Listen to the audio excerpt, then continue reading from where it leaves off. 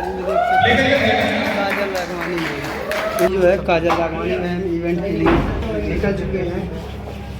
आज बनारस की धरती बाबा की नगरी में इवेंट है, देख सकते हैं मैम को एंट्री करते हुए इवेंट में।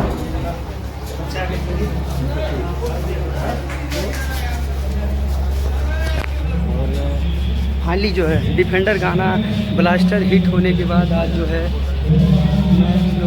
कैसे है काजल मैम? बढ़िया, बहुत सुंदर लग रहे हो मैम। साड़ी नीला ठीक है, नीले साड़ी में देख सकते हैं काजल राघवानी मैम एंट्री हो गया है। देखिए काजल मैम का एंट्री फिलहाल बाबा की नगरी बनारस में। कैसा लग रहा है बाबा की नगरी मैम? बहुत अच्छा।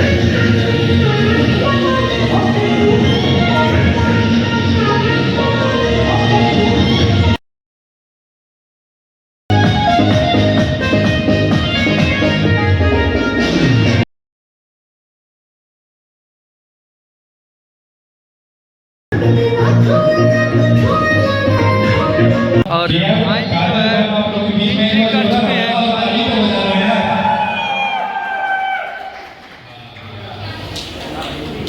देख सकते हैं काजल मैम का एंट्री हो गया।